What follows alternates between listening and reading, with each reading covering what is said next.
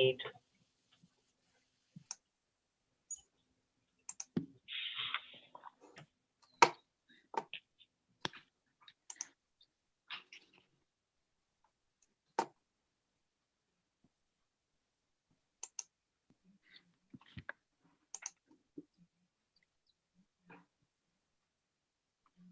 Okay, we are ready to go. Is everyone ready? Let her flicker. The May 20, 2021 meeting of the Yarmouth Conservation Commission is about to be convened. As a precautionary measure to reduce the spread of coronavirus, all town buildings are closed to the public. Therefore, this meeting will be held by remote participation. My name is Kelly Grant, and I will be moderating participation for this meeting. I will now turn it over to the chair. Thank you, Kelly.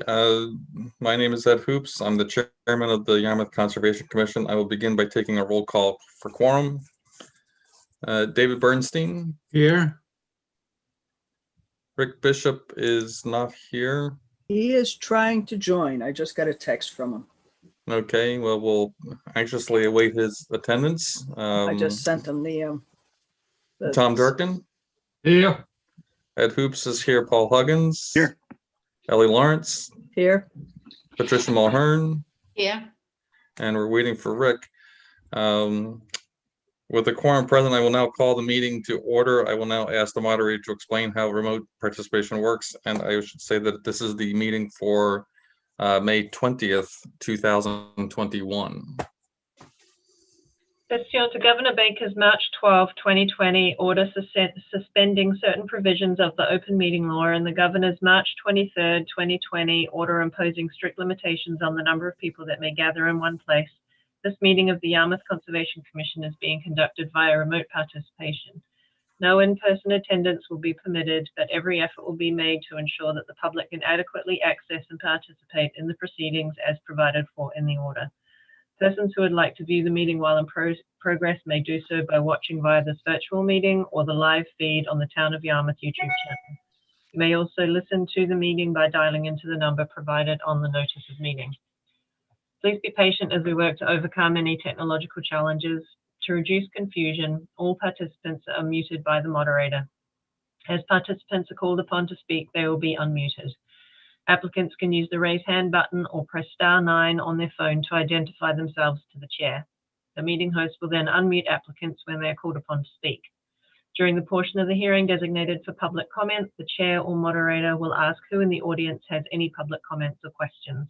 Members of the public attending the meeting virtually will be able to make comments using the raise hand button within the virtual meeting. If you are dialed into the phone number provided, you can press *9 on your phone to indicate that you would like to comment. Please wait for the chairman to recognize you before speaking. Members of the public who wish to provide comment are asked to identify themselves by first and last name and affiliation for the public record and then provide their comment. Prior to concluding opportunities for discussion, comment, or question, the chair will ask a final time if anyone wishes to speak on the matter.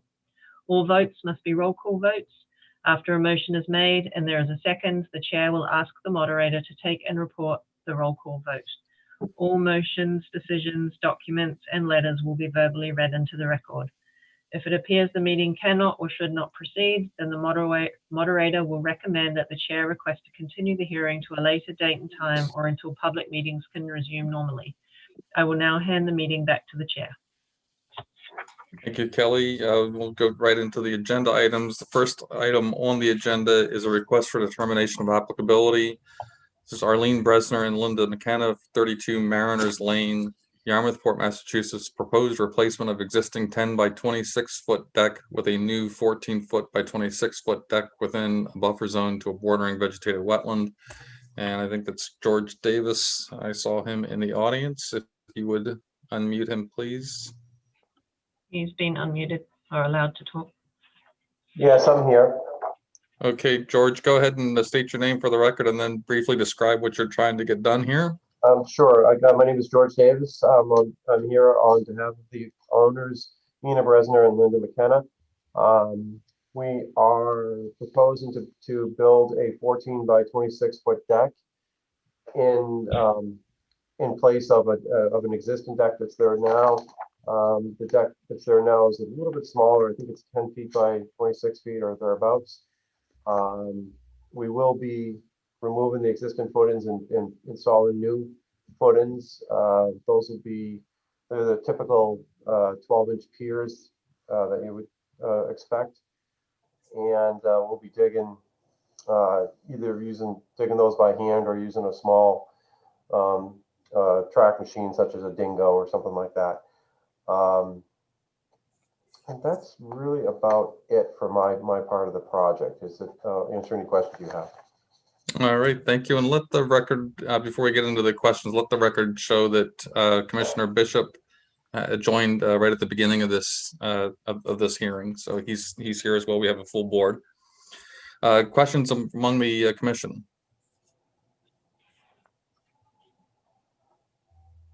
Kelly, any questions, comments?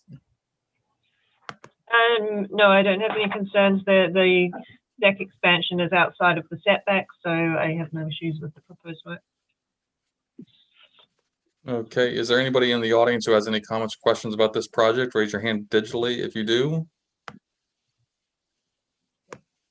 I see none. Unless we have any further discussion among the commission, would somebody like to make a motion for a -3? So moved. Thank you, Ellie, and thank you, Rick, I think was the second. Yes. Yes. All right, Kelly, would you call the roll, please? Bishop, Aye. Durkin, Aye. Bernstein, Aye. Lawrence, Aye. Hoops, Aye. Huggins, Aye. Mulhern. Aye. Motion carries unanimously. All right, thank you, George. Everything's good with you then. Just a couple days, and Kelly will get the determination out to you as soon as she can. Great, thank you very much. I appreciate your time. All right, thank you. Next order of business is a continued notice of intent for SE 83-2283 Francis Lloyd 222 Pleasant Street, South Yarmouth, Massachusetts, to install 2 wooden racks for the storage of small assailing crafts within coastal beach, coastal dune, riverfront area, and land subject to coastal storm flowage.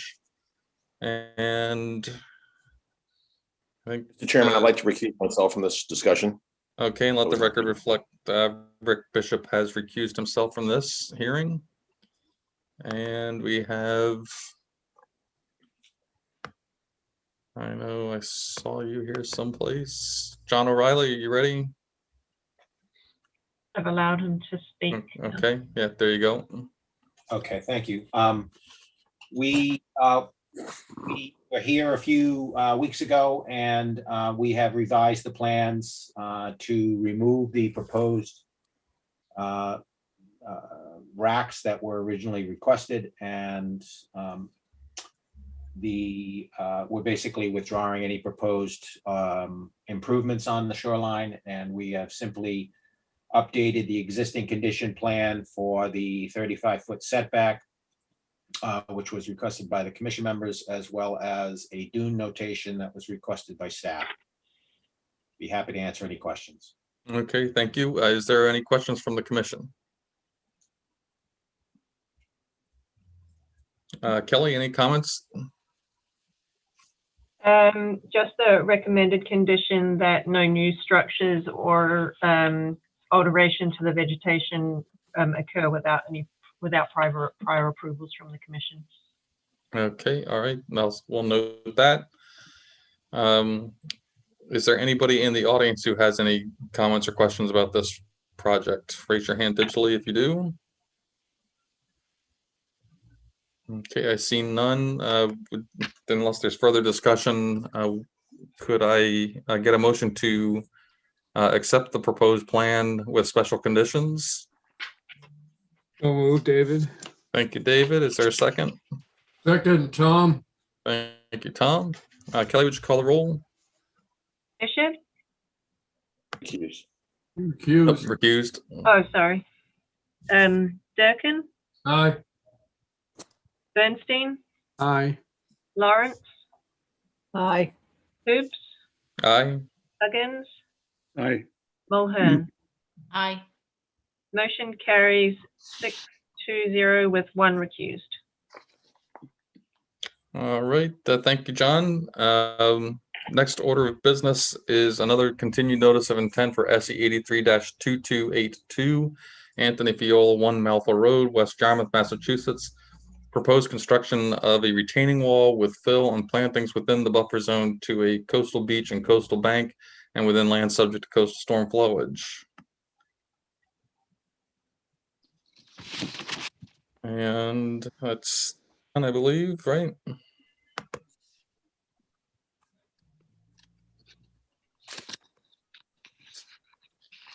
Okay, Dan, go ahead. You're unmuted. Okay, great. You can hear me now? Yeah, Okay, we can wonderful. go ahead. Yeah, we can hear you.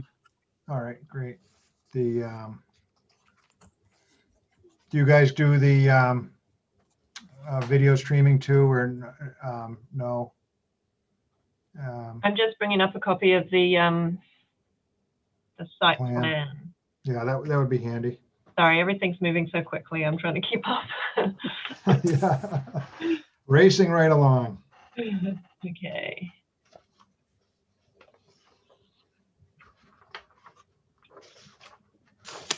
All right, can everyone see the site plan? Yes, that looks great.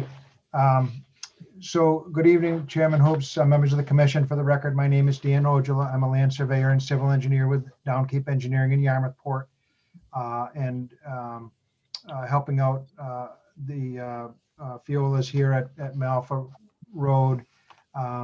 There's historically, we're back in the 90s, you had approved, this commission had approved about in the area where the previous concrete wall, which is now broken up and a little bit seaward of that, or a little bit landward of that spot, we had designed a nice 1.5 to 1 rock wall with returns on it. And that was all approved, got a Chapter 91 license. But Mr. Fiola decided not to do it. And that old concrete wall held up for a while, but then it finally failed. And the erosion has been marching towards his pre-78 house. You'll recall we looked at some soft solutions, but we got thinking about it, and between the cost of them and the fact that the ferry wakes, racked this poor little shoreline pretty badly, we thought we ought to retreat back to a more solid position. And then if it were to warrant it, if it does erode, perhaps the coastline will naturalize a little bit seaward of the vertical wall. But if it doesn't, we'd come back and request permission, or perhaps through amended plan process or this permitting process, approve a little rock slope in front of the vinyl, just so that we don't take the force of the waves against a vertical wall, which can cause some odd reflections. You'd rather dissipate that energy, absorb it up and let it run up a little bit of a rock. And the crevices in the rocks are a pretty natural hiding spot for crabs and little invertebrate. And so we thought that might be a way to go. The coastal geologist met on site with one of my engineers. I unfortunately got called out on a last minute wake, but we did have a good on-site meeting and discuss things. One of the things that's interesting is that where we show the existing wall returning on the west side, it actually returns way up to the past the 4 contour. So there's already a buried wall with the top of the wall right about elevation 4 in that area now. When I went to spin the auger out there, I hit it, and that's why I knew it was there. We hadn't realized it was already there. So there was some talk of perhaps bringing that side in a little bit, but I think logically, because there's a nice large concrete wall there, we'll just back it up with a return on the vinyl. It would make about as much sense as anything. The coastal geologist did mention that, it's the primary dwelling that you can protect, not necessarily a garage. But you can see with the prevailing southwesterlies, that's going to be, it would normally, you'd extend it past the house about that amount, just to make sure you didn't, have end effects cutting into the house. So I don't think that's inappropriate where we've got it. A little bit of fill on top, some jute matting with some plantings to try and stabilize it. And again, we can introduce a sloped rock as a condition if it does indeed erode back to the vertical wall. So that would be where we're at with it. Craig Ferrari, the engineer that was out on the site, did mention that there was a lot of discussion, and we can continue that in an open meeting, you know, just some talking about options out there. I'd be glad to listen to any, and Mr. Fiola is ill and in and out of the hospital, but is very interested in proceeding and getting this finally a solution that can protect his home, which has been here a very, very long time, and in the family a long time. And to him, it's very shocking to see that ferry wake eroding steadily back. And he really would love to get something done sooner than later.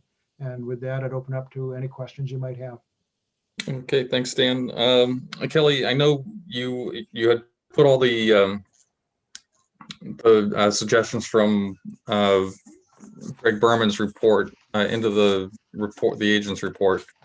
Do you have a copy of that for the screen as well, or is it just? I have a copy of the of Greg's report here, and I can refer to that. I just summarized some of those points in the agent's report. So did you want me to run through some of those? Yeah, I would just, if you would run through, just, you can take that bullet list that you put together for the report, for the agent's report. Okay.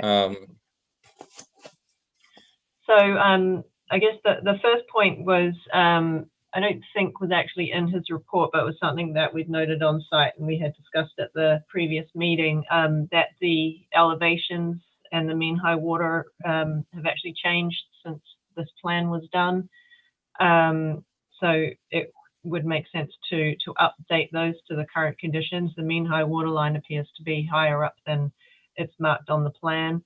And it seems like it's a combination of the wall is kind of moved, and the beach has eroded more, so therefore the elevations are not so high, and the water mean high water line is a bit higher at this property. So I think it would be worth, because I think that the site plan is based on conditions a while back. I can't remember exactly when that was done. So the turf lawn should be replaced with native soil stabilizing plants to the greatest extent possible in front of and behind the wall, and that is proposed to an extent on the plan currently. And Greg had just called that out in terms of the different root systems on native plants, which can provide much more stabilization than lawn grasses. He commented that the wall should be only designed to protect the house, not the garage, and so a return could be created before it gets to in front of the garage area. If the applicant wanted to propose maybe building up dune and vegetation in the area in front of that wall, it would provide greater protection for the garage while not requiring a CES for a structure that doesn't qualify for one. If feasible, the wall should be located even further landward, so that it would allow for natural erosion processes in the beach area in front of the wall to last for a longer period of time. In Greg's report, he called out that the wall should follow the, I'm just going to pull up the image, should follow the natural shoreline, so that we didn't end up with this property extending out like a peninsula. Of course, I can't find that, so I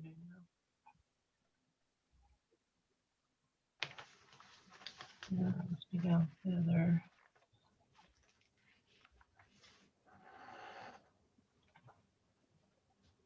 Showing, but I thought that he had a page that showed the natural shoreline extending further inland across the front of the property, so that would push the wall back closer to the house. Another reason for that was that installing a wall at the proposed location is likely to create to exacerbate the erosion of the current bank, and it may end up in large chunks of the salt marsh area kind of breaking away. That peak deposit that is in front of the proposed wall, that could break away during installation, which would exacerbate the short-term erosion. So pushing the wall back further towards the house would actually reduce any construction period erosion impacts. So as I mentioned, the location of the wall should be adjusted to match the natural shoreline of the adjacent properties. If feasible, it should be located further landward to allow for the natural erosion processes. The old wall material should be removed.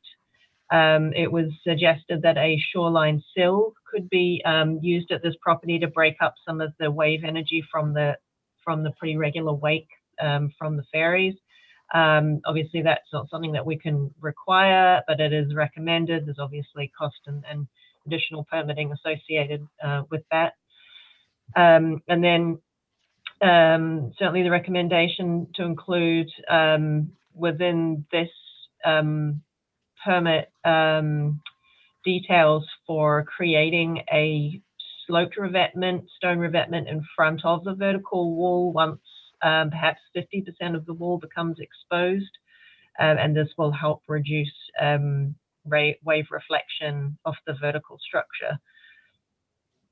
And then even looking at the southeast end of the wall, whether or not that, and this is not in Greg's report, but something that I was thinking about looking at the plan, maybe that return should be brought in off the property line a little further so that there are, in the longer term, are going to be less impacts to the neighboring property on that side as well.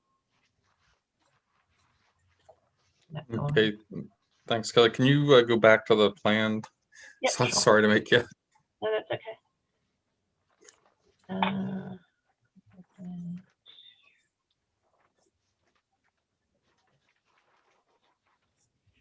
Thank you. I'm going to throw it out to the commissioners first. Any questions or comments at this point? Any discussion of those points that Kelly just raised? Yeah, David, I have a question for Dan. Mm-hmm. Dan, when you said, I was a little confused. When we were out there, we didn't see you said there's a wall buried under the sand someplace that we didn't see till recently. And where would that be? Where would that be? So where that would be is where we're proposing the wall on the west side, right against Malfa Road. That right in the area of that hand, it probably starts about the E and edge and then runs all the way and connects. It's where it breaks out of the slope. It connects down to that existing wall. So right along the town property all the way, there was a wall there. And only the section that's out exposed is broken off. The rest of it is still there, waiting to be exposed and so forth on the edge. And so we could certainly kick a little more of the sand off it if you'd like to view it, but we basically hit it. I hit it when I spun my auger right beside the stake, which was, proposed for the corner of the seawall. And then I noted that it did return towards the garage some distance. So there's already a wall there. Would be backing it up with a vinyl wall, just a little bit higher. That's about 4 or 5, and the top of this wall would be about a foot above the grade. And again, it's not going to stop every storm, but it's we hope to slow the erosion and keep the footings from being undermined on the house. But that's where that wall is, right along the lot line.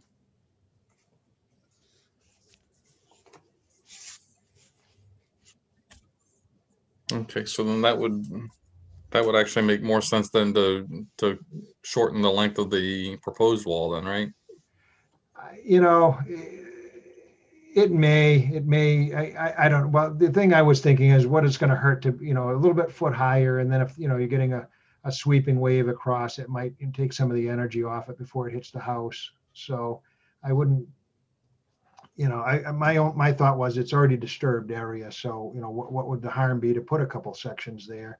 But, either way, we could leave it in place and it would kind of act as its own return, to your point. Okay. Anybody else?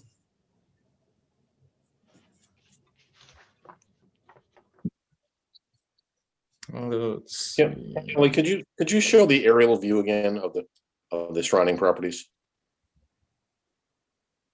Did we? First page of their Greg's report. Oh, had a Greg's pretty good report aerial. had it. Okay, thank you. That was it. No, the one prior to that, I think, was better. Yeah, this one's Harding's Beach or Harding. There we are. Oh, that's the one I was looking for with the shoreline. Yeah. It's very curious to see how healthy the beach appears to be to the west, and where it has been disturbed with the concrete wall and other debris. It's obviously very unhealthy. It's just a great object lesson from what we've talked about many times, where armored shorelines ultimately create more of a problem than they do. It's just very interesting. And I think that if we follow your recommendation and request that the wall be moves landward, just curious to see what this is going to look like 10 years from now. Just interesting. So Thank you. I would note though, that this is not just like the beach to the west. You've got an old forest and peat banks here where there's none to the west.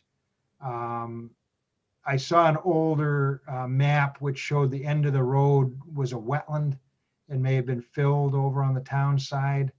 So this isn't, straight up natural by any means. There was some sort of a peninsula here back in the day. It's very hard to ascertain exactly what that is, but we could check the 38 aerials. Maybe something would show up, but if you even look at Google Earth and do the timeline back, there's huge peat pockets in front of this property that don't show up to the west. If you zoom to that first one, that sand catcher on the east seems to be catching some sand on the east side of it, although normally the prevailing southwesterlies, the littoral drift is east, but that one is kind of opposite. Maybe, well, who knows why that is, but it's definitely, you can see the peat exposed there.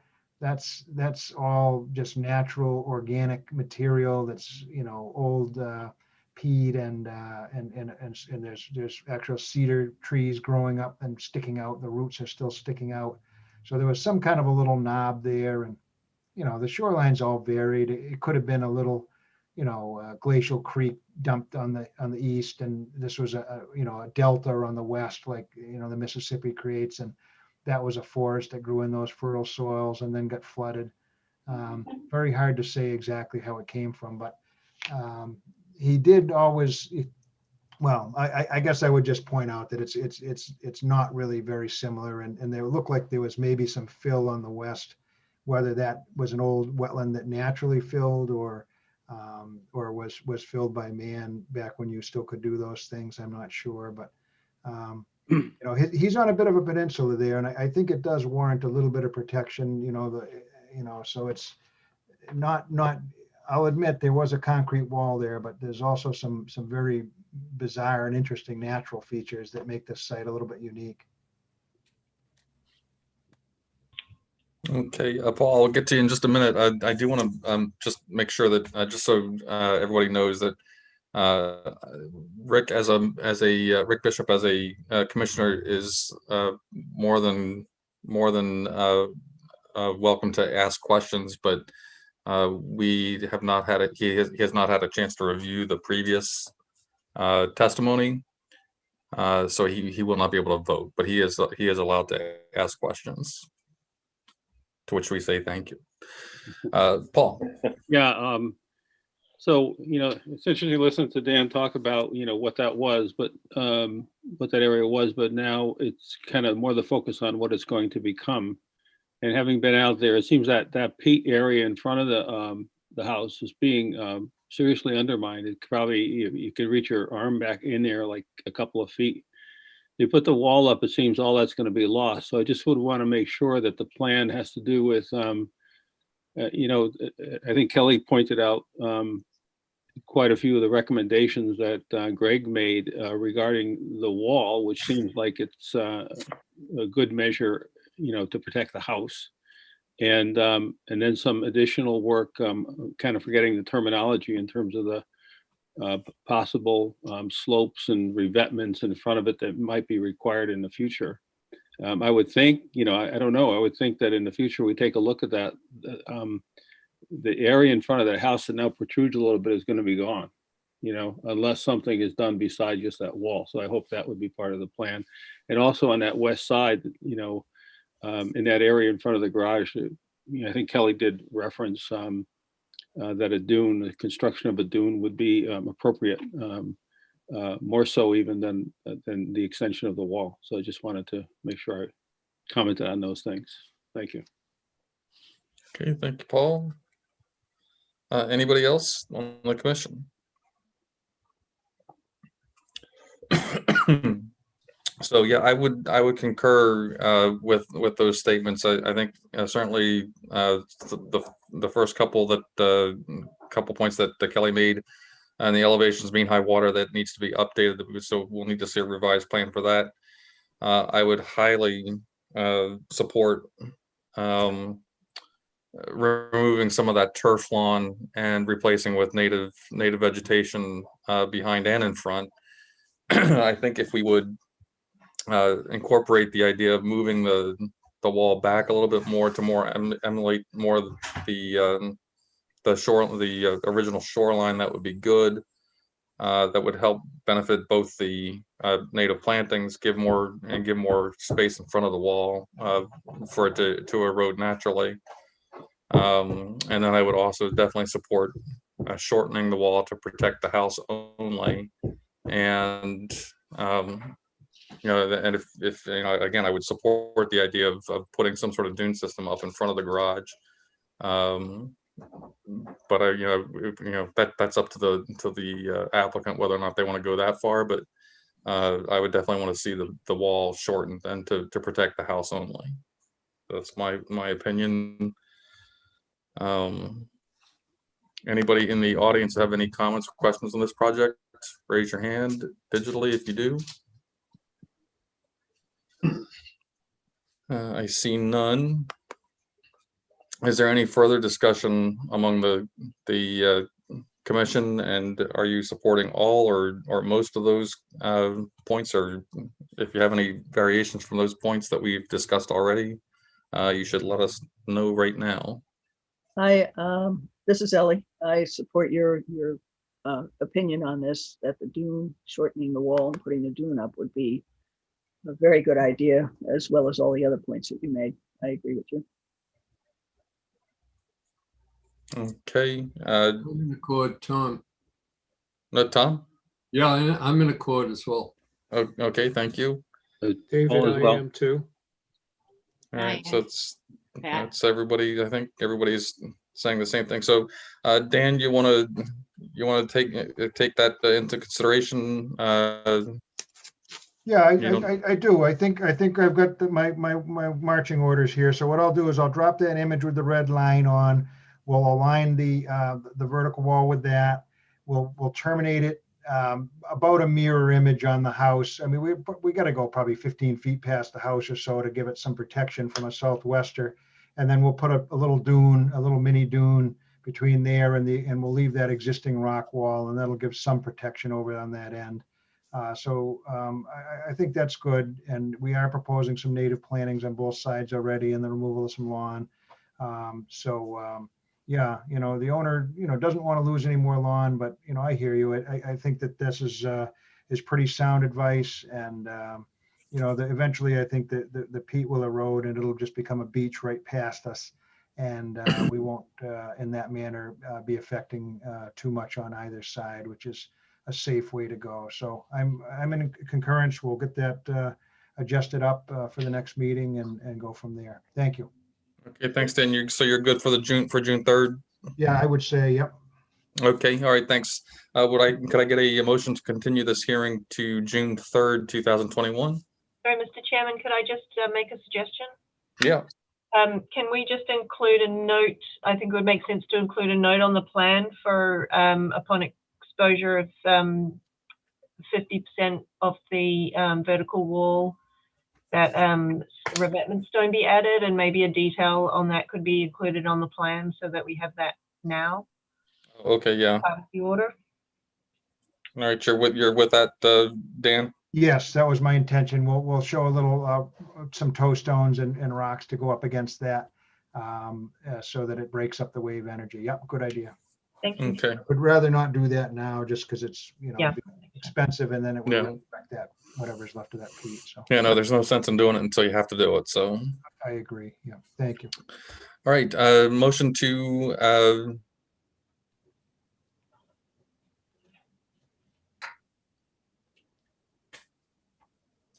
I think we lost anybody? you. Yeah. Oh, I think we lost you, Ed. I there. think you froze for a minute, Ed. Oh, I'm sorry. Do you hear me now? We do. We hear you Okay, now. do I have a motion to continue this hearing till June 3rd? So So moved. moved. Thank you, Pat, and seconded by Ellie. Kelly, would you call the roll, please? Durkin, Aye. Bernstein, Aye. Lawrence, Aye. Oops, Aye. Huggins, Aye. and Mulhern. Aye. Motion carries 6-0. And would that be one recused or abstain or one recused? Abstain. Abstain? It has to be abstained, I guess, right? Abstain. Yes. Thank you.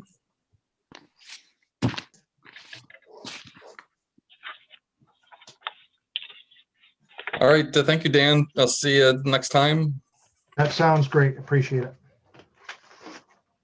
All right, next order of business is a notice of intent for Kristen Sorosimo Kasovsky, 39 Crosby Street Extension, South Yarmouth, Massachusetts, proposed addition and renovations to an existing single-family dwelling within Riverfront area. And before we get rolling with that, that is going to be Dan Ogel again. Do we have a file number yet? Have we gotten the file number yet? I have not received a file number yet. Okay, so we'll have to continue for that then. All right, Dan, if you would like to introduce yourself and briefly describe the project. Sure. For the record, Dan Ojala, I'm a land surveyor and civil engineer with Down Cape Engineering in Yarmouthport, and helping out the Kasovskis at 39 Crosby Street Extension. This is a pretty straightforward project as conservation filings go. We're high and dry, out of the flood zone, no V zone, no A zone. A little portion of it is within the 0.2, well, 0.2, the 1 in 500 chance, or 0.2% chance, as they like to say. So not in a high flood hazard zone, well up the street from the dunes and so forth and the banks. There is, though, Bass River. I think we generally consider it a tidal river with enough riverine characteristics to be qualify as riverfront. And so we're in the outer riparian zone that's broken into an inner and outer riparian zone. The outer, a little bit more leeway is given. Here we're working in a previously developed area. It's only a small footprint that's impacted on an existing lawn. And to improve the area, we're a couple of things. We're not adding any bedrooms, so no new net septic flow is generated. And we're introducing dry wells for the roof runoff where there is none now, which may help in some manner to some of the water running down Crosby Street and having to be treated at the end, or impacting the river in any manner. So we show the transects where there's, at the flood zone, there's no coastal bank. Because it's less than 10%. We show the 100 and the 200 foot off the river. And we did introduce a work limit silt fence that wraps around the project area just to keep any silt from getting down on towards the street, the public way there. So a pretty straightforward project. Again, we anticipate no adverse impacts on the riverfront, and the dry wells will decrease the surface runoff in that outer riparian zone. So we feel the project could be approvable, and I would be look forward to your comments or any questions, and look forward to an approval on just a little improvement here on this single family house in Yarmouth. Thank you. Okay, thanks, Dan. Commissioners, any questions, comments?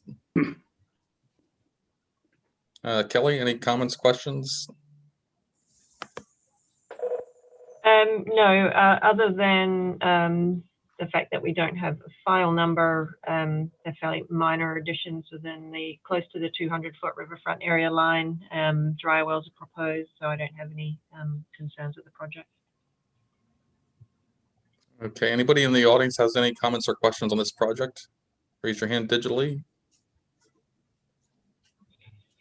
All right, I see none. So if we go back to the commission, could I get a motion to approve the project? Well, actually, no, we can't approve the project. So can I get a motion to continue to June 3rd? And this is solely for receiving the DEP file number and any comment thereof. That's the only thing that would be commented or questioned on at that point. So all other public comment is done. Motion to that effect? So moved, Ellie. Second, Thank David. you, Ellie. Thank you, David. Kelly, would you call the roll? Bishop, Aye. Durkin, Aye. Bernstein, Aye. Lawrence, Aye. Oops, Aye. Huggins, Aye. Mulhern. Aye.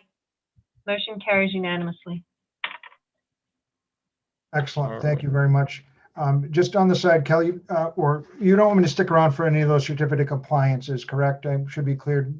on that? Yeah, you're all set. Wonderful. Thank you, folks, very much. And we'll talk to you in 2 weeks. I'll get the plans in prior on that FIOLA. Thank you. Okay, thank you, Dan.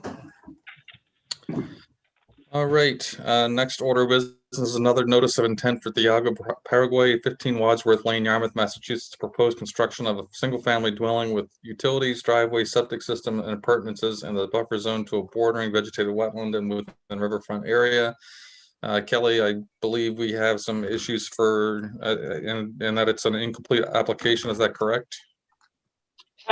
Yes, we didn't have any narrative on how the proposed work meets the performance standards, particularly as it relates to the riverfront area.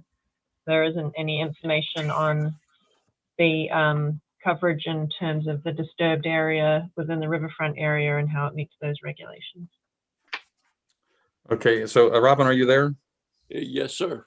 Okay, so Robin, what I suggest we do then is just continue this for now. You should between now and next week, you should supply all of that information, the narrative for performance standards and alternatives analysis, that sort of thing.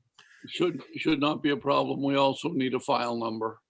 And yeah, and we're waiting for the file number either way. So if that's okay with you, then I think what we'll do is we'll look for a continuance to June 3rd, if there's a motion to that effect.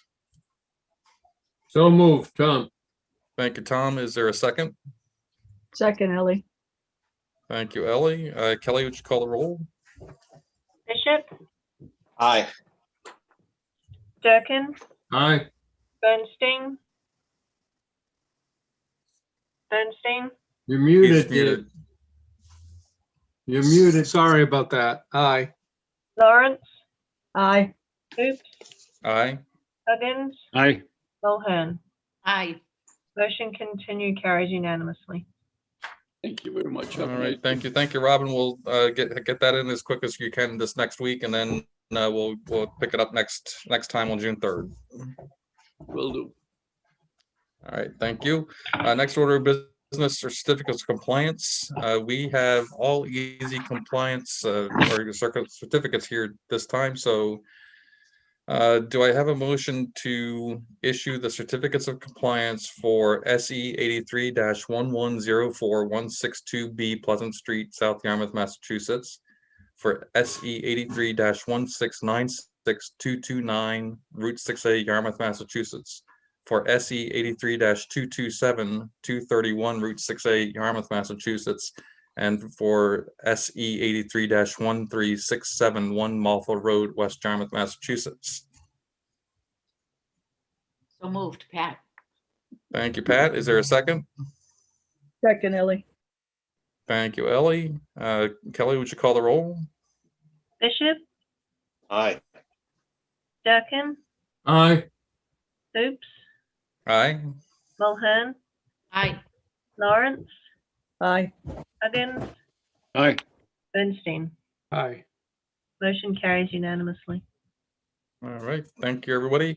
Next order of business, request for extension for SE 83-2151 Algonquin Street, West Yarmouth, Massachusetts. This is the one that we were discussing last time.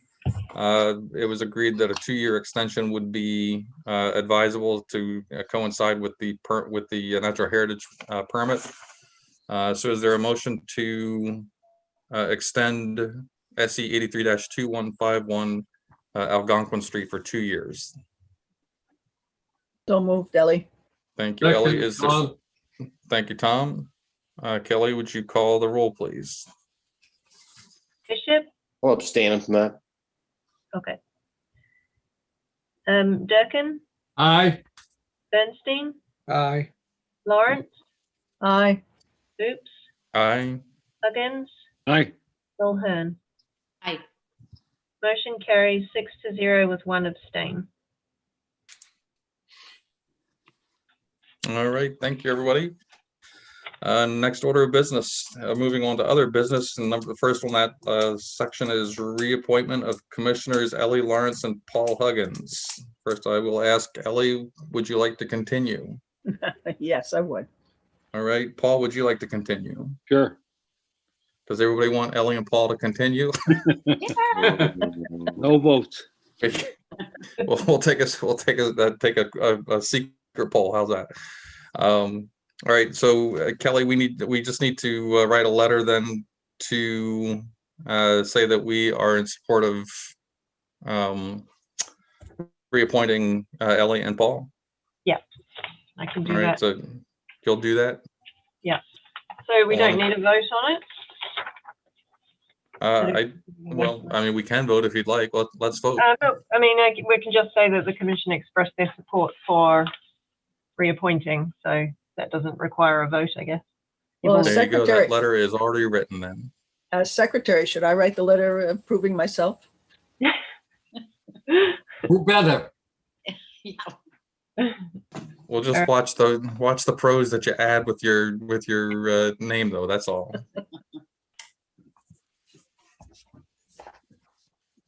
Okay. All right. You're with us, Kelly. All set. Thank you. Okay. Next one is for approval of meeting minutes for May 6th, 2021. I'd like to make a motion that we accept the commission meeting minutes of May 6th, formulated by the mistress of minutes, Ellie. Thank you, Tom. Is there a second? Second, Paul. Thank you, Paul. Kelly, would you call the roll? Oops. Aye. Durkin? Aye. Mulhern? Aye. Lawrence? Aye. Huggins? Aye. Bernstein? Aye. And Rick, you would be an abstain? Yes. Motion carries 6-0 with 1 abstain. Thank you. All right, that brings us to our ways to water discussion. He froze again. Frozen again. Fancy yet short. I don't know, you froze, so Oh. I don't know. Okay, let's see if I can do this. Do you want to? Oh, okay. Can you hear me now? Can you, You stole my No, you phone. can't. Oh. I can't hear you. can you see the screen? I can see the screen now. Okay. Everybody see the screen? Yes. Okay. All right. So this is basically Bass River is where we have the issue with all the docks because most of the other places don't have docks except for at the end. I'll show you another place. Oops, hold on. Let me start it. There we go. That's what I want. So, of course, we all know smugglers, a ramp, restroom, snack bar. This is more commercial, well, not commercial, but recreational thing. There is no dinghy storage, and this is all telling you the closest structures. I don't think, Kelly, did I check that? We haven't approved any structures since we've changed the bylaws, right? Docks. Haven't approved any structures here at this Within, property? well, within 250 feet of any of these ramps or landings or whatever. I don't think we have. But The next one is down River Street. I put these little things in here so you could get an eye view of where it is. This is River Street coming down in Bass River. It's a very small, no parking. It's just a bend in the river. You can't easily launch any boats. The closest structure is 87 feet south. This dock is north, which is farther than 87 feet. The next one is going up past ship shops, way up the river to the three town landings that we have. They're called landings. I don't know for what reason. They have Crosby Street Extension. We're familiar with that. Homer Ave and North Cove Landing, which is what generated this whole thing going on. Crosby Street Extension, as we're familiar with. The closest structure is 37 feet south and 76 feet north. Now, all these measurements were taken from Google Earth. I did not go out and pace them all out, so it's more of a guesstimate. And the structure to the south is already pre-existing before our regulations changed. This is looking east, looking south. We're familiar with that one. Homer Ave is more recreation or listed as recreation. You can launch small boats there. There is boat storage. The town collects money for boats to be there. The closest structure is 49 feet to the south, which is, let me get my little pointer. I got a little, hold on. Which is this one here. And 40 feet to the north, which I don't think I have a picture of. I don't. This is North Cove Landing where we had that dock application. It is a landing, or so it says, because it's North Cove Landing. I think there was a landing there at one point because there's some piles that are still in the water there. You can launch small boats. There's dinghy storage. Closest structure is 139 feet south and 127 feet north, which is this one.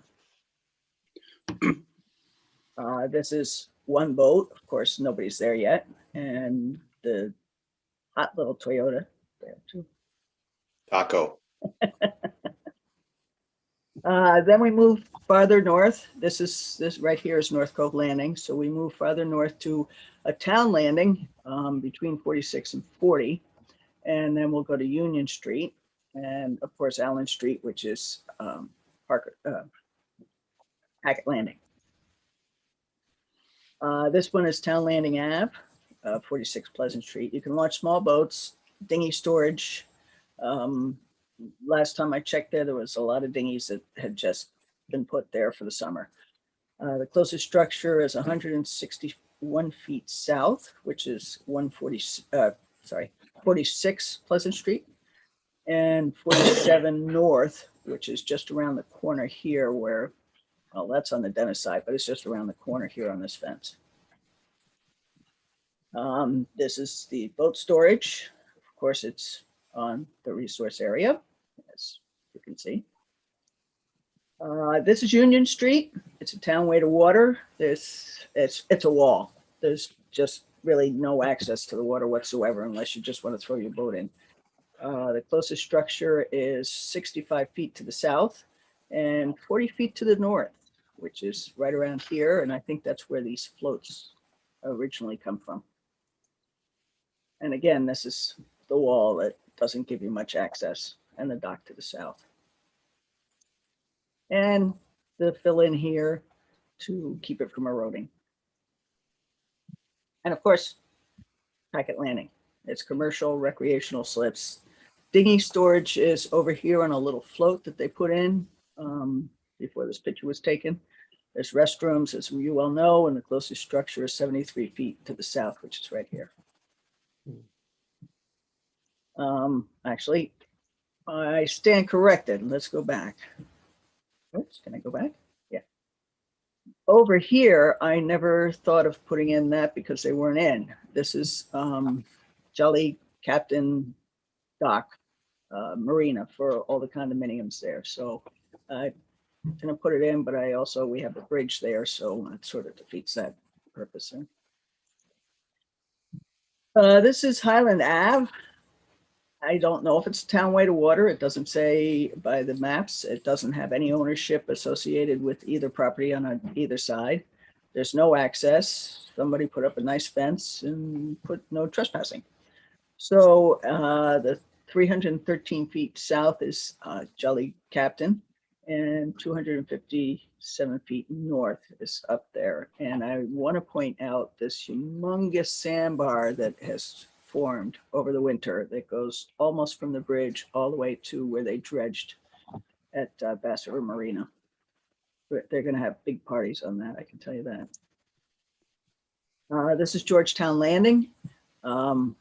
It's a landing that they used when the shellfish Georgetown Flats was open for shellfishing. You can launch small boats. It's a bit of a walk down there. The closest structure is the 189 feet south, which was the north one on the other one, and 72 feet to the north.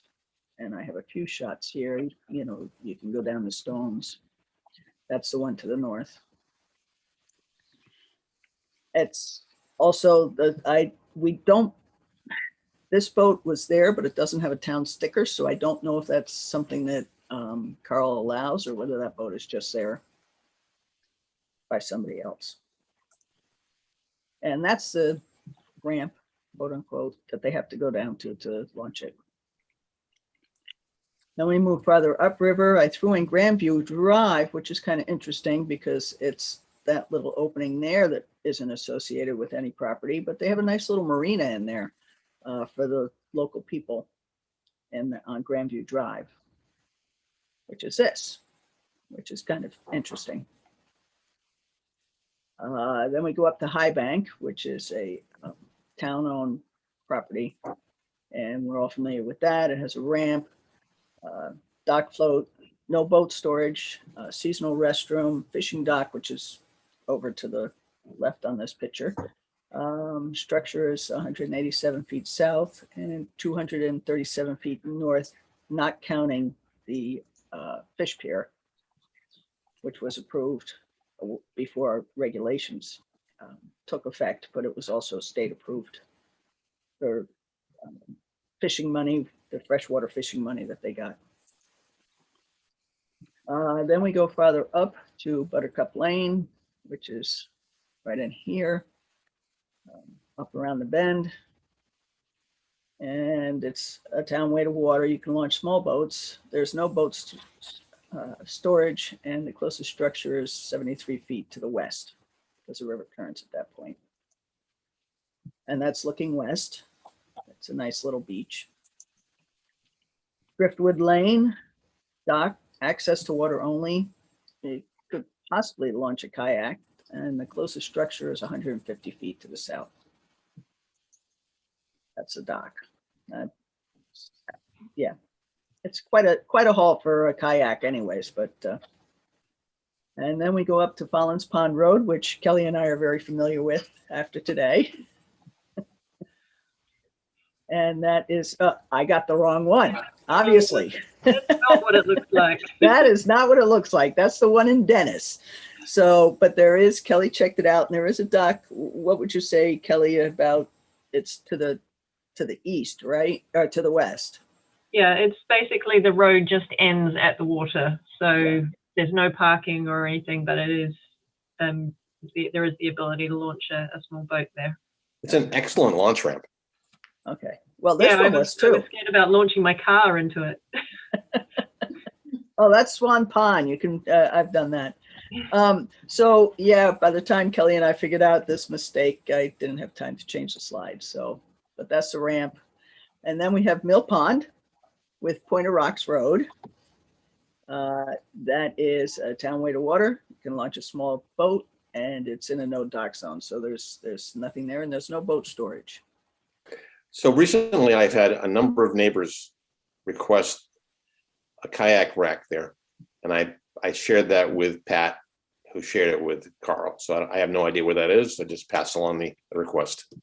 Okay. Well, that would be nice to have there. I guess they do stickers. Now this is Davis Road. I don't know if anybody's familiar with that. That's Pointer Rocks Road.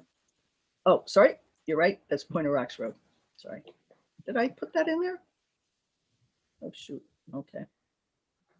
That is. All right, Davis Road, which is down here. And I don't have a picture of that. Oh, well. So then we come up to Lewis Bay, and I don't know if David wants to take over from here, whether you want to Sure. go on. Yeah, I'll just click through, just say next. Okay, no problem. Next. So the end of Berry Ave is not accessible. There's no reason to be because you've got Englewood Beach right next to it, but there are rocks there and a wall. Next. That's also Berry Ave. And then Englewood Beach, this is where the jetty goes out. There's obviously a launch as well as town slips and a beach, and there are seasonal toilets. Next. At the end of New Hampshire, which is right by Englewood Beach, there is no way any of that is usable. It's basically a wall. High tide goes right over the wall sometimes. Nobody uses it for anything but parking. Next. Vermont Ave, nice to see it spelled right.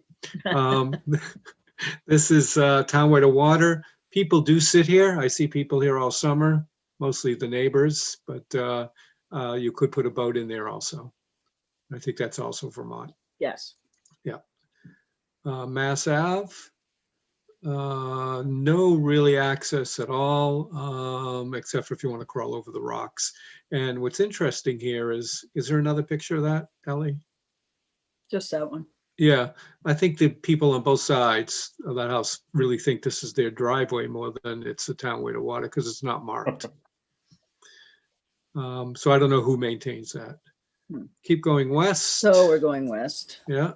Columbus Ave, which is the next beach off of Shore Drive, is a beach. There's a little bit of parking. The town puts trash can there during the summer, which is picked up, I guess, every day.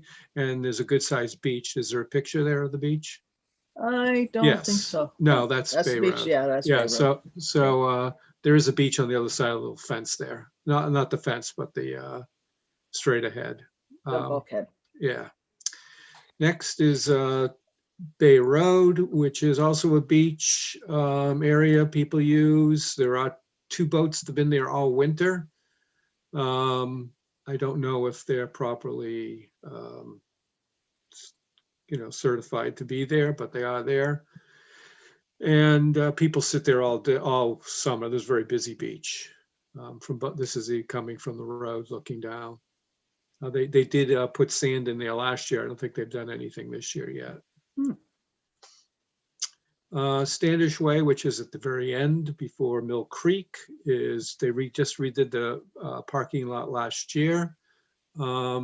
There are town slips. I'm not sure how you get to them because the fence that you can barely see in the distance has a gate on it that's locked. So I don't know whether people get a key or how that works. Maybe Kelly knows better than I. If I can interject on that, Yeah. where this fence is access to put the floats in. For them to get to the town ramp, you have to come down over this boardwalk and then go over to your right. So with that picture, you can see the beach ahead, which is well used. A lot of people use that beach because it's free parking, it's free beach. At least it's free parking as of this year. Who knows what happened in the future, but always has been free and well used. In fact, there was a wedding on there this weekend. Oh, yeah. Nice. Yeah. Keeping going westward, now we're into on the other side of Mill Creek. So these are all relatively interesting. They're all basically the same. Some has stairs, some don't, but it's a walk to the beach with limited parking. As you know, they're all at the end of roads. Baxter Ave's probably the biggest. Glenwood, the same thing. You can always bring boats into any of these, I think, except for maybe one, which we'll get to, but they're all marked Townway to Water. And they just go straight down off of Park Street or Park Ave. So this is another one. Grove Street next. Mulfer, which we're all familiar with because we were there the other day, but you can see what it looks like. And keep going, still Yeah, west of still Mill west. Creek. Vernon Street, the same way, Townway to Water, beach and small boat launches. I'm not there enough to know whether people sit on the beach or not, to be honest with you. And then this is the only one with the stairs, so this would be a little more difficult to bring your boat down, and I don't know why you bother with all the other places along the road. But this is also well used. I know people do a lot of walking here in low tide. Next, Bayview. Okay, so this is the very end, right before you get to the Hyannis line. This is the beach, and there's another picture of a better picture of the beach. Large parking lot, there's a playground, there's facilities. As you can see, the beach itself on both the left and the right. Well used. A lot of people like sitting there and watching the boats go in and out. But I do see, I've kayaked over there from Inglewood, and people are sitting on the beach and use a lot with their own boats and bring a lot of boats in. I think we go to Mill Creek next. Yes. Yeah. So Mill Creek has on both sides. This one was interesting because there's no way you can get to access to the water. And somebody, you can barely see it in there, but somebody has a little boat on the right-hand side sitting on top of the vegetation. But it looks like it's been purposely allowed to be overgrown so the neighbors don't have people using it. And Webster Street, this is, I think this is the other side of Mill Creek. The nice stairs that go down into the creek. I don't know who built those stairs, if that's town recreation did that, or whether one of the neighbors did. David, I think the town did that because that's one of the shell fishing areas. That's Okay. usually open. Okay. Boy, I haven't seen that open in years, but okay. Was open this. Was it open this year? Yeah. Okay. So that's why it's there. And then the next one has a pier that I'm not sure who put that there. And of course, when I was out there, there are no boats on the pier because it's too early in the season, but I suppose I'll check it out next time I kayak Mill Creek. And I think that's my last one. Yep, that's the end. I told you it takes 7 minutes, so there you go.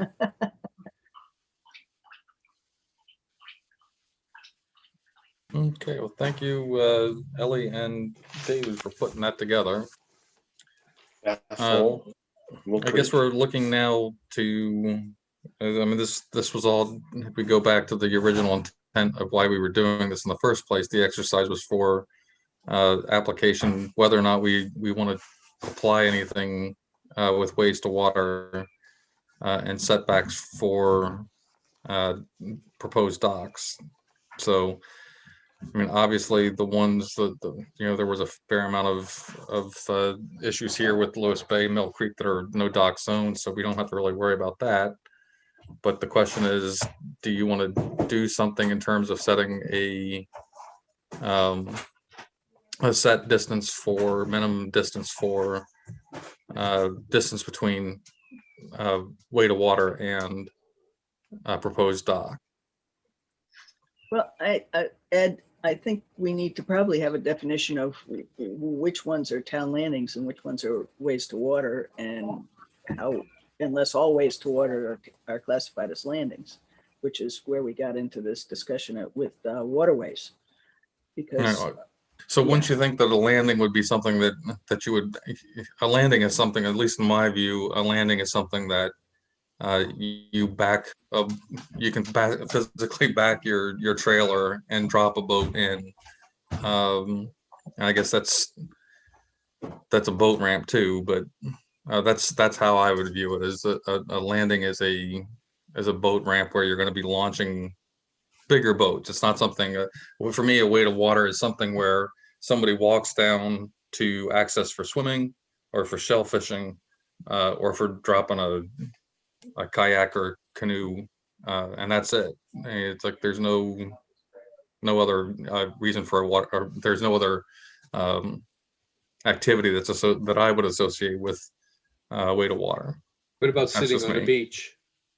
What's that? What about a place that you can't you can't put a boat in, but you can sit at a beach. Is that also townway to Yeah, yeah, I water? mean, swimming, yeah, I 'cause I Okay. said swimming, Oh, you did, accessing I'm for sorry. swimming, yeah. Yeah, Well, if you use that classification, then Packett's Landing is not a landing because they don't have a ramp there. And neither is Colonial Acres. It's not a landing because they don't have a There's ramp always there. got to be So an it's- exception to a rule. Yeah. But the way I would look at it is if the town is getting money for people storing their boats on that town way to water, it should be classified as a landing because the boats are there that they use to access the water. They're using the boats in and out and they're keeping them there. So that is where we may run into the sticky wicket sort of thing. I mean, the town's getting money for the boats being there. are we sure they're getting money for like a Bay Road where there are two boats sitting there? Are they, someone really? They have, Natural Resources has gone down to make sure that they all have boat stickers on them. And if Okay. not, they pick them up and move them into the sheds, and we're getting really rather full. So I know they're active doing that. Good, thank you. So I guess my other question then is, does it matter what you call it, landing, whether you call it a landing, boat ramp, or way to water? There's activity that's associated with it. So do you want to put put some sort of a minimum distance between way to water, landing, boat ramp, and the proposed dock, So just to clarify on regardless that, of what you call it? we already have defined boat ramp, For boat ramp, yeah. and boat ramps have a distance and they also are mapped. And I thought when we last discussed this that we had defined what the town landings, well, we were defining what the town landings were, and they were places that you could bring up a boat to load and offload, but weren't for bringing boats in and out. But they can also have boat ramps at a landing. So that kind of covered off landings and ramps. And then we were just looking at the other smaller points of entry to the water with smaller boats as those ways to water. And we were just at the point of defining whether we wanted to set a distance from those for docks, because there wasn't currently a distance set to those per the regulations as they stand at the moment, because we already have a distance from a landing and a ramp. The write-up you have for proposed definition for townways to water says these access points are not beaches, and we've seen that they are. So I would definitely Yeah, I think we take that out. changed. I think we'd changed that from we had proposed to change that at the last discussion, Okay. and that's kind of where we'd got to, like what. So because they're also sometimes not unimproved. They have stairs and things like that. So we just needed to work on. I think we'd kind of firmed up what the landings definition was, but we just wanted to firm up what the ways to water definition was. Well, to add, and this is how this all came up, was the dock was going to go in next to North Cove Landing, which is a townway to water, but it's North Cove Landing. So is that a landing or is that a townway to water, even though the road says it's a landing? Because it was Yeah, a but doesn't landing it at one say point. it's a landing because maybe it was historically a landing? It doesn't Yeah. mean that's what its current use is. So we just need to define, it could be called North Cove Landing, but it could be functionally something else. So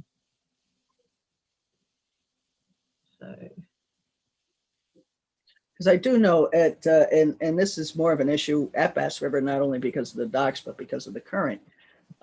People push off unaware of what the current's like and have gotten wrapped up on some of the docks that aren't that far away or are a little farther away than where this dock was going to be. They get surprised by the current. So, are we limiting them by putting in a structure that close? That's the other thing. So it's just defining what would be too close, I guess, in that respect, for it to be safe. So we could look at something like ways to water are designated points of access to the water provided by the town. These access points are not boat ramps for launching boats on trailers. access is only available by foot and carried boats such as kayaks and canoes. And little dinghies. Dinghies. And yeah, dinghies. I don't know if we want to just say other small craft. So we don't need to say they're not beaches. We don't need to say they're unimproved. We just say that they're designated points of entry, and we can list them as well because there's a finite number of them. Right. And then it's just a matter of how far off these points of entry do we want to allow a dock. Bear in mind, we already have some, so it's not going to apply to the ones that are already in existence. So it sounded like the closest we had was maybe like 45 feet at the Yeah, moment. 45. But, I'm sort of torn here because the distance we have for one dock to another is 75 feet. So, but that, Isn't if that for they're, people who are navigating boats between? no, it's just a distance that we set. But the thing is, if the person's next to a town landing, that 75 feet may be outside of their property. So we have to find a middle ground for that, but I don't know. 50 feet? 60, well, most of the properties have more than 120 feet across. So if we make it 60 feet, just throwing that out there. Yeah, Paul? yeah, I'm just wondering, given a lot of the pictures and things like that and the discussion of ways to water as opposed to landing and so on, could some of this be considered on a case-to-case basis, case-by-case basis, because of the variabilities in all of these types of areas and, whether something would really constitute a landing or way to water or whatever the case may be, or a combination of both? Does there have to be very specific information, or can it be considered as I suggested? I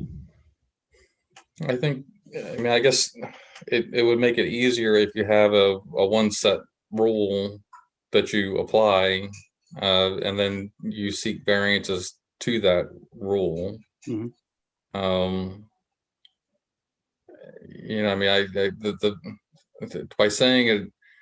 By effectively saying it, you're going to do it on a case by case basis. I guess technically we do that because we would be considering a variance anyhow. So there is, I guess it's a case by case that way. I don't know. I mean, I guess my other concern is that we would also do something, if we're doing this, we need to be doing it from a conservation standpoint and not from, ours is not to determine what safety is and what's safe distances for operation. That's waterways. True. So that's my concern. So but that's personally, I would say, your Chapter 91 license, and correct me, Kelly, if I'm wrong, but I think we're saying it has to be a minimum 25 feet from a property line. Mhm. And we typically hold the homeowner to that distance, no matter what. I mean, we're trying to make the dock go straight down the middle of the property. So you're always going to get at least 25 feet. What you have extra, I mean, if an average lot is 100 feet, 120 feet, you're going to have a little bit, another 15 or 20 feet off the property line as well. In which case it might make sense to have it as a dock must be 25 feet off a way to water, because it kind of strengthens that requirement that it needs to be 25 feet off the property line. So in effect, if somebody needed a variance to the 25 feet off the property line, they're also going to need a variance 25 feet off the ways to water. So yeah, you're asking for two variances. Yeah, so that it would strengthen the argument for not granting that proposed. Can we Sorry, Ellie, but if I hear that right, that means that it would have to be 50 feet from town way to water, 25 No. feet to the line, and then 25 feet from the line into the property. Am I right? No, because I think the property would be designated to be the way to water. So once you hit the property line, you've also hit the way to water. I would guess. I don't know. That might be wrong. You That think would the be- property line goes right up to the way to water? Okay, I see what you're Yeah. saying. Okay. Is it possible to say 25 feet, a minimum of 25 feet, but preference more towards the center of the property line? Is there some way we can do that? So if they have more area, they can push it farther away. But if they don't, it's a 25, minimum of 25, but preferably farther away. Can we, Yeah, I think our regulation says that Well, it you- should be centered on the property, right? Yeah, we require that they try and center it center on the it? property, on the shorefront property. Or on the shoreline, centered on the shoreline Yeah. that way. That's the problem with wearing two hats.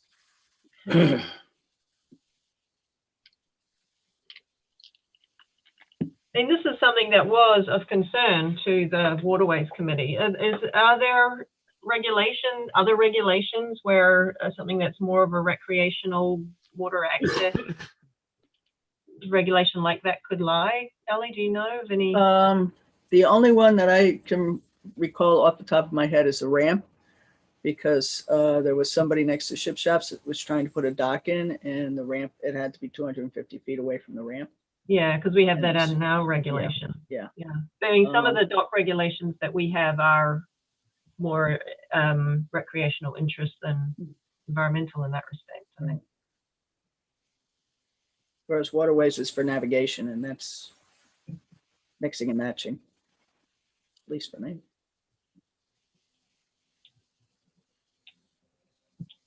Okay, so would people be okay with having a minimum 25 feet from between a dock and a way to water? I would. I would agree. That's- Conservation wise, yes. Waterways wise, I think it's too short, but I'll bring that up at waterways. Do too.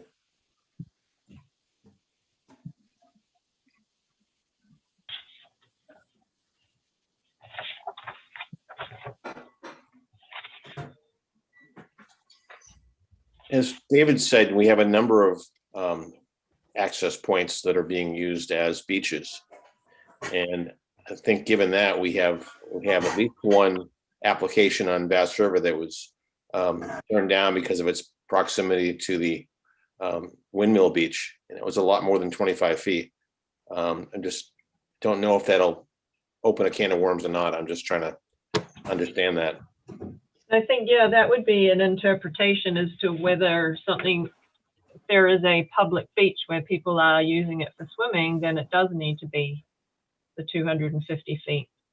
So yeah, then you'll end up with this interpretation of which ones are beaches.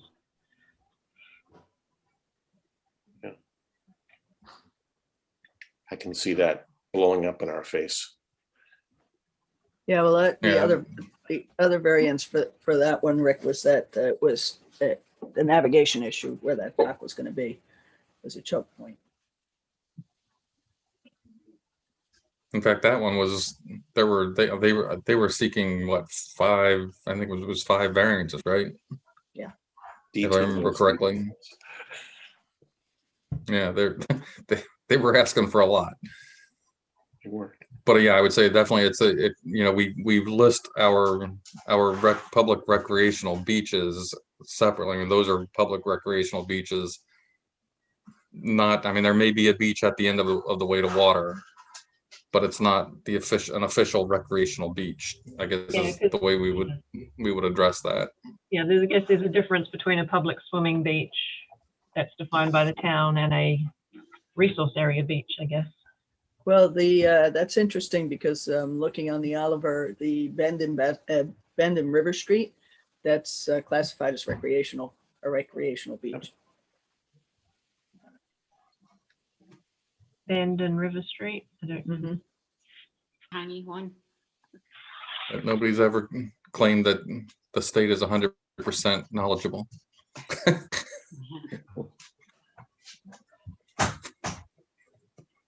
Okay, so I guess if we're good on that one now, I think.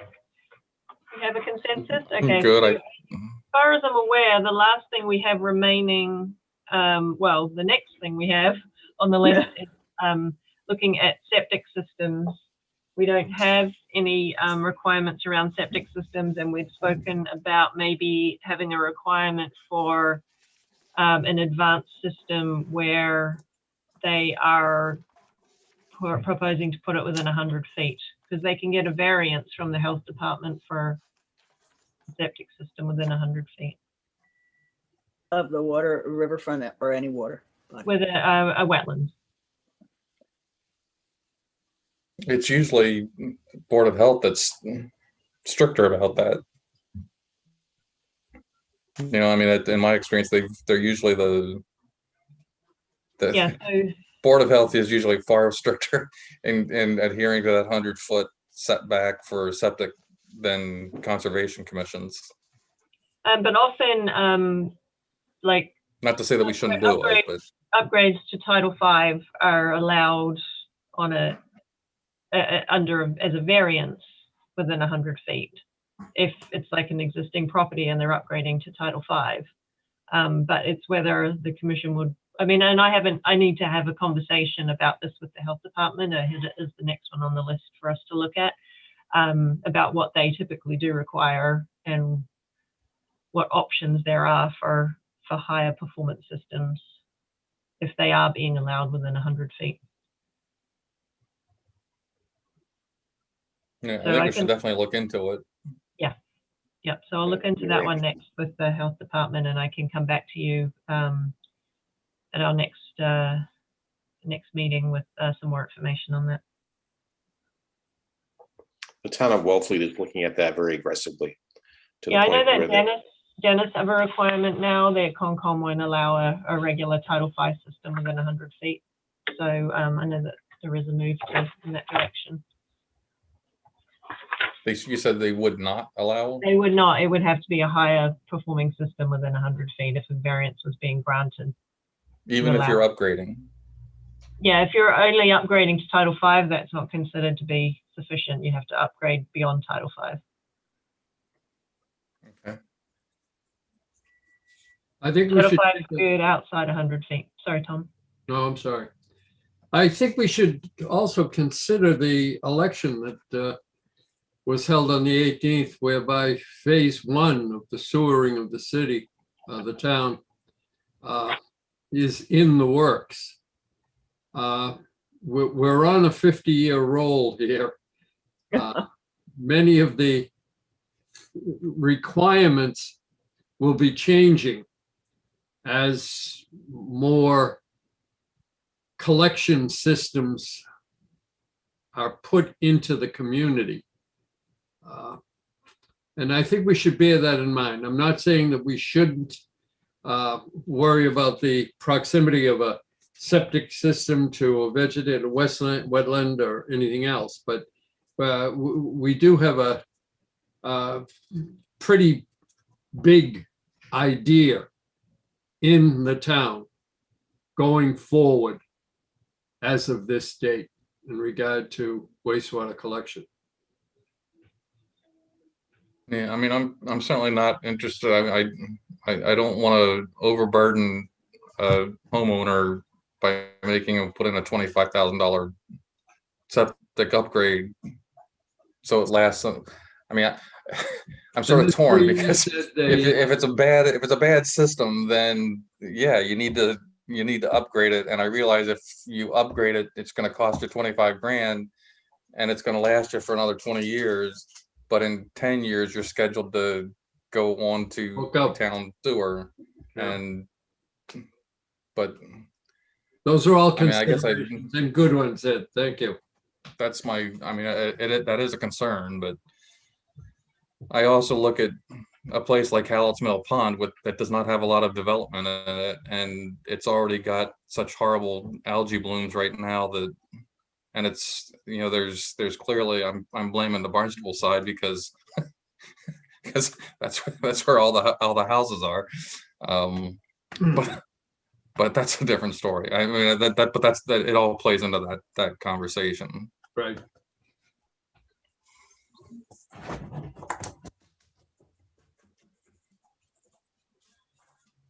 All right, so we've got that figured out. We're gonna do a little bit more into Title V and septic variances or septic setbacks. I'll look into a little bit more information on that, and for advanced systems as well.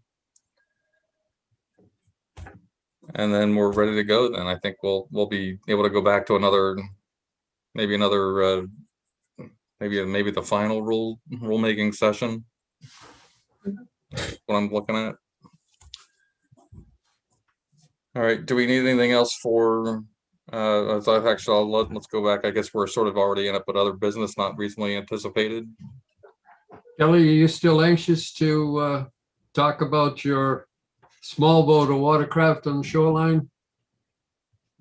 Post you created? Yeah, actually, I did some updates. So let me just share this. I thought it was excellent, by the way. Especially like the photography. Yeah. Photography. Okay, so this is the most recent version. Oh, I like the X's. Perfect. I was trying to clarify. It gave me some feedback as to clarifying which were the bad ones. So, because they were all bad, but it was a little difficult to tell. So these are examples of what not to do, and then I provided, and this was the difficult part because I couldn't think of anywhere in town where we actually had some ones that were good. So I ended up actually finding some on the internet. This is one in town. This is the Kroll Beach one, but I did feel the need to put a note that if you're putting a rack within a beach area, then it will require prior approval of the Conservation Commission because it's still not ideal having it. So, but these ones are it's a little more okay because they're further back and kind of more of the toward the parking area. So that was kind of the caveat I put there. But what about the kayak rack at Bass Hole? Yeah.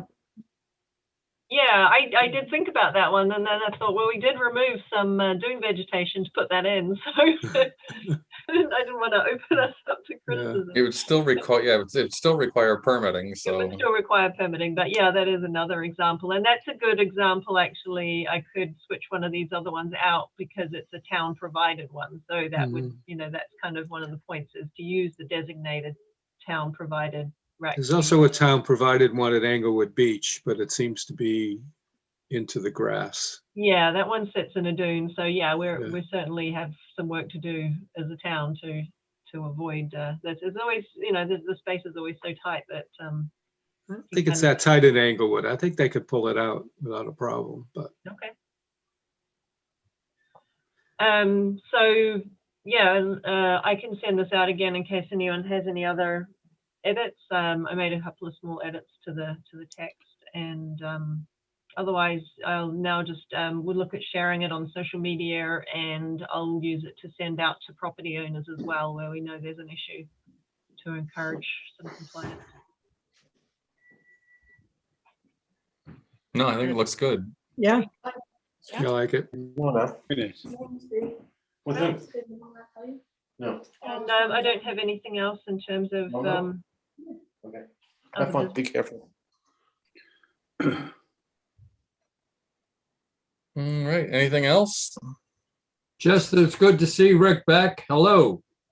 Thank you, Tom. I was just going to say it's nice to see everyone, absent Ed, of course, but I feel like I've been away a long time. One more surgery tomorrow afternoon, and I should be back in shape. Wonderful. Glad it sounds good, Rick. Thank you. The new part they sold me for my heart seems like it's working well. Good. But make sure you keep the payments up because repossession, it's terrible. Oh, can't even. No, thank you. Well, I was going to say at least you could get the part. You can't get parts for anything nowadays. That's true. That's true. At least it's not a computer chip. Right. Exactly. Are the Eagles back at all, Rick? Have not seen them, David. No. There's too many osprey. Yeah. Anyway, they seem, and it seems to be a fair amount of little fish too, because the osprey are feeding well. Good. All right, then if we have nothing else, would somebody like to make a motion to adjourn? So moved. And Kelly, I hope that shot didn't really take effect on you. I guess, Oh, no, I'm doing all right so far. I think tomorrow will be a tough day.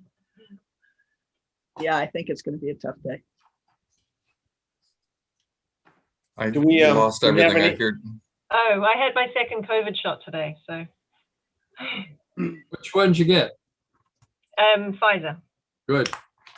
I'm the only one that I know that I got this Johnson and Johnson. Good. Yeah, I think you're the only one I know. Yeah. My My son sur- got one. He got my- the Johnson Johnson. Did he? Oh, that's Mhm. good. My surgeon was very specific. Only the Johnson and Johnson. Interesting. Okay, so let's see, well, we may or may not see Kelly at work tomorrow then. Oh, do we have any idea if the town hall is going to open again in 2021? I have heard a rumor that we're going to open after Memorial Weekend, so that hasn't been officially confirmed, but I think that's the current thought. Great. Excellent. All right. Good night, everyone. Right.